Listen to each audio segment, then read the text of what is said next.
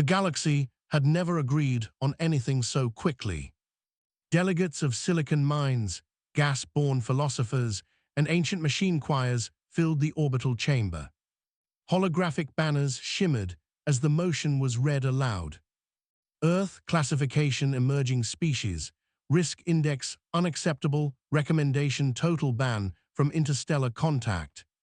The vote passed in a cascade of light. Across a small blue world, the announcement arrived as static-filled screens and radios. Governments froze, markets trembled, and prophets scrambled to rewrite their timelines. Humanity listened in stunned silence as the voice from the stars explained the verdict in careful, neutral tones. No more signals, no more probes, no more shared knowledge. Earth would be sealed behind a quiet curtain of space. For the Council, it was a mercy. For humanity, it sounded like exile. Yet something strange happened when the final words faded. Instead of panic, laughter broke out in places no one expected. In research labs, in underground networks, in forgotten corners of the internet. A different interpretation began to spread. If the galaxy feared them enough to vote, then humanity had already mattered. And that idea ignited a spark no ban could extinguish. Leaders prepared speeches of apology and compliance. But the public response slipped beyond official control. Memes, art, and pirate broadcasts carried a single image. A human face, half-shadowed, wearing a calm, deliberate smirk.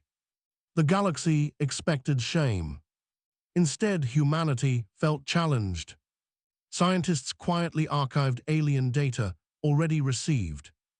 Engineers dusted off forbidden propulsion theories. Writers reframed the ban as a dare written across the stars. If they would not be welcomed, then they would arrive uninvited someday. The smirk became a symbol, not of arrogance alone, but of resilience born from centuries of survival. Humanity had been banned before by nature, by gods, by empires. Each time they adapted. As Earth turned inward, something hardened and refined. No messages were sent back to the Council. Only silence, intentional and heavy. To the galaxy, it looked like retreat. To humanity, it felt like focus. Years passed, and the stars remained quiet. The ban held, enforced by unseen watchers and quantum walls. Humanity walked away from the sky not in defeat, but in preparation. Cities redesigned themselves for efficiency and endurance. Artificial minds were trained on human values rather than alien approval. Children learned astronomy alongside history of the vote. Not as a trauma, but as a turning point. The idea of validation from the galaxy slowly lost its grip. Earth invested in itself with ruthless creativity. Fusion-lit deserts, oceans bloomed with engineered life. The species that once begged for contact learned the power of self-reliance. Some still cursed the Council. Others thanked it quietly. For without the ban, humanity might have remained forever a junior partner. Walking away had given them room to become something new. Long-lived species began to notice anomalies centuries later. Energy signatures too elegant for a banned world. Mathematical echoes rippling through subspace. The Council reviewed old footage of Earth. They saw the smirk again, preserved in human archives. What they once dismissed as defiance now looked like promise. Debate returned to the chamber, slower and more cautious this time. Had the ban contained a threat or cultivated one? Observers reported that Earth had not tried to break the seal. Instead, it had grown dense with innovation, quiet and unreadable. Some council members proposed lifting the ban. Others argued it was too late. Humanity no longer needed permission. And that realization unsettled beings who had ruled by consensus for eons. The day the ban dissolved, no announcement was made. The quantum curtain simply fell away. Signals from Earth poured outward not as pleas, but as introductions. Humanity had walked far, while the galaxy looked elsewhere. Their message was brief and unmistakably human. We are here, we are ready, and we are not afraid. There was no anger in the transmission, only confidence. The smirk had matured into a steady gaze. The galaxy understood then what the vote had truly done. By trying to limit humanity, it had defined it. Earth did not rush to the stars. It waited, choosing its steps with care. For the first time, the galaxy would meet humanity on equal ground. And somewhere, in the shared silence between worlds, humanity smiled. The galaxy did not respond immediately. Civilizations that had measured time in millennia hesitated for the first time in recorded history. Humanity's signal echoed through trade routes and data monasteries. Analyzed, copied, argued over, and quietly feared. Stories traveled faster than ships. Tales of a species that had been banned, and instead of collapsing, had condensed into something sharper. Some called humans reckless innovators. Others whispered the older word, survivors. Independent worlds began to notice human probes appearing at the edges of known space. Not crossing borders, not asking permission, simply observing with patient restraint. This behavior confused the galaxy more than aggression ever could. Predators announced themselves. Victims pleaded. But humanity watched, learned, and waited. Merchants were the first to make contact. They always were, curiosity wrapped in profit. Human envoys arrived without demands. They offered solutions to problems long considered unsolvable. Clean energy architectures, adaptable habitats, conflict mediation models refined through centuries of internal struggle. They did not claim superiority. They demonstrated competence. Worlds that engaged found humans unsettlingly honest. They admitted past mistakes freely. They spoke of wars, collapses, near extinctions without shame. To many galactic cultures, failure was hidden or erased. Humanity wore it like scar tissue, evidence of survival rather than weakness. The Council reconvened yet again as reports accumulated. The same chamber where the ban had once passed so easily now felt smaller. Humanity had not arrived as conquerors or supplicants. They arrived as peers who did not need validation. The realization spread that the vote had shaped a narrative far beyond its intention. By banning Earth, the galaxy had given humanity a myth, a moment to define itself against the silence. Species that encountered humans sensed an internal gravity, a collective identity forged not by perfection, but by persistence. There were incidents, of course. A misunderstanding near a border station escalated into a brief skirmish. Human response was swift and precise. No grand retaliation, no escalation. They withdrew after neutralizing the threat, leaving behind a single message explaining their reasoning in painful detail. The galaxy studied that message for decades. It revealed a mindset both disciplined and adaptable. Humanity did not seek domination. They sought stability, but they were prepared to defend themselves without hesitation. Cultural exchange followed cautiously. Human music confused non-auditory species, yet moved them through unexpected patterns. Human stories disturbed ancient beings who believed they had exhausted tragedy long ago. What unsettled listeners most was not the darkness in these stories. It was the humor threaded through it, the ability to laugh in the aftermath of disaster, the smirk reborn as a quiet internal resilience. Scholars began to understand that humanity's defining trait was not intelligence or aggression. It was adaptability fueled by meaning. Humans needed reasons, narratives, futures to walk toward. The ban had given them one, whether the galaxy intended to or not. Eventually, the Council issued a formal acknowledgement. Not an apology, pride still lingered, but a recognition of humanity as a stabilizing force. The announcement was met with mixed reactions across Earth. Some celebrated, others shrugged. Humanity had already moved beyond waiting for galactic approval. They participated now because it aligned with their chosen direction, not because they needed to belong.